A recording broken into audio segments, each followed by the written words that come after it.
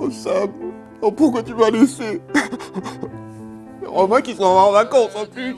Oh Sam, je sais que je t'enverrai jamais, je suis tout seul maintenant, je suis tout seul.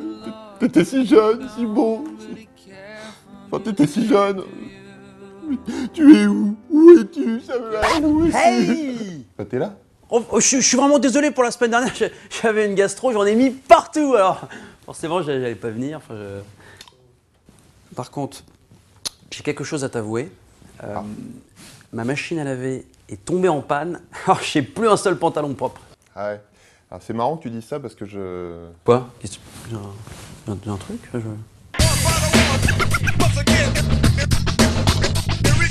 Alors plutôt que de vous proposer tout ce qui s'est passé d'insolite ces 4 derniers jours, je vais vous proposer le meilleur du meilleur du meilleur. Alors vous vous demandez bien ce qui s'est passé d'insolite ces dernières 24 heures. Eh bien la réponse tout de suite dans le rewind du 30 mai 2011. Et le saviez-vous? DSK a bien changé. La preuve, en 2005, sur le plateau de Télématin sur France 2, DSK avait déclaré quelque chose d'assez particulier.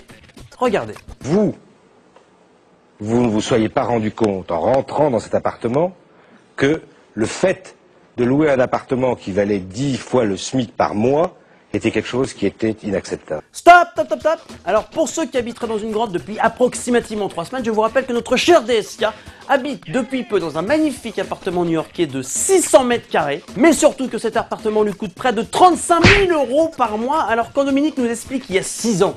Le fait de louer un appartement qui valait 10 fois le SMIC par mois était quelque chose qui était inacceptable. Un appartement qui coûte 10 fois le SMIC, c'est inacceptable, mais alors par contre, un appartement qui lui coûte 23 fois le SMIC, c'est peut-être un petit peu plus acceptable, effectivement. Oui. Donc j'ai jamais été très fort en politique, en mathématiques, alors quand on mélange les deux, là, un peu trop compliqué pour moi, trop de chiffres. Et pour commencer ce rewind, rien ne vaut des meufs à poil et des mecs à poil, mais rien ne vaut aussi une minute geek. Alors je vous propose un mélange des deux, la minute geek. Avec des gens à poil dedans. Et je vais vous parler d'un concept qui fait grand bruit aux États-Unis. C'est une initiative née récemment à New York. Le principe, une soirée jeux vidéo. Alors jusqu'ici, c'est assez bon enfant, j'ai envie de vous dire. Mais, parce qu'il y a un mais, c'est une soirée où tout le monde est tout nu. Et oui, alors là il y a des carrés noirs, mais si vous participez, évidemment vous devrez être tout nu et jouer tranquillou à la console. Entre 2 maps de Call of Duty, le zizi ou les seins à l'air, une partie de Mario Kart à s'envoyer des pots de banane, alors là attention c'est la totale. Je vous rassure, attention, rien de sexuel puisque l'alcool et les caméras sont interdits pour éviter les débordements, bien sûr. Ou une partie fine, un concept très sympathique qui devra arriver en France, bien sûr, comme tout ce qui se fait aux États-Unis. Alors quand j'entends dire que les geeks sont des gens asociaux, qui ne profitent pas de la vie, mais ça c'est une belle initiative pour redorer leur blason. Et puis, j'attends évidemment avec impatience une soirée Kinect. Parce que voir des gens tout nus faire ça... Attrape le scolopend, attention, un esquimau espiègle là. Pense que ça vaut le détour pour les geeks et pour les pervers. Et comme je suis un petit peu des deux, je vais y trouver mon bonheur. Et l'image du jour, je vous présente le mec qui a le plus la classe ever du monde de la planète quand il rentre dans sa voiture. Attention, c'est rapide. Pourquoi passer par la porte quand tu peux passer par la fenêtre? C'est tellement simple. Moi aussi je sais le faire, mais bon, on l'a dit, cool. Je le ferai peut-être vendredi, on verra. Et on enchaîne par une news pour les couples, mais surtout pour mieux connaître les femmes. Nous les hommes, nous portons bien fois à notre bien-aimé des petites attentions. Par exemple, lui acheter des fleurs ou des chocolats. Eh bien, messieurs, je préfère vous dire tout de suite, arrêtez dès maintenant, ça ne sert à rien. En effet, une étude sur 1500 femmes révèle ce que signifierait chaque petite attention pour elles. Attention messieurs, prenez un crayon à papier et notez. Un dîner aux chandelles signifierait que nous avons une mauvaise nouvelle à leur annoncer. Pas du tout qu'on a envie de leur faire la cuisine. Une boîte de chocolat signifierait que vous avez menti au sujet de quelque chose. Quoi?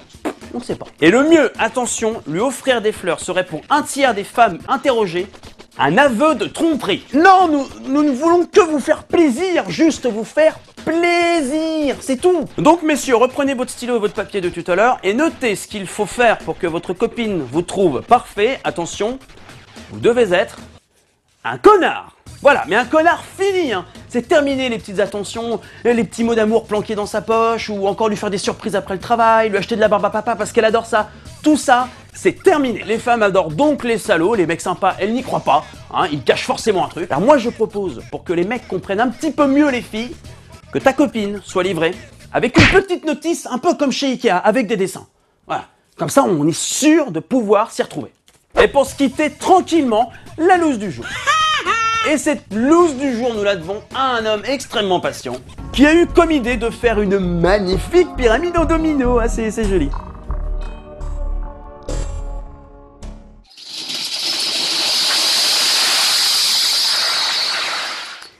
Loser. Et donc maintenant, Jamy, nous avons un magnifique tas de dominos. Voilà. Tout simplement. Le Ewing, c'est déjà terminé pour ce lundi, mais avant de se quitter, je voulais remercier les quelques mails de soutien et de gens inquiets que j'ai pu recevoir la semaine dernière. Et oui, je suis un être humain, il se peut donc que de temps en temps, je ne puisse pas venir travailler, je n'y suis pour rien. Voilà, ça c'était pour les critiques de la semaine dernière. Avant de se quitter, je vais vous offrir un rêve de gosse, surtout pour les petits garçons. Quel petit garçon n'a pas kiffé les petites voitures Hot Wheels? Alors quand t'es petit, c'est génial. Quand t'es grand, c'est un peu chiant. Sauf si tu fais une piste Hot Wheels dans la vraie vie.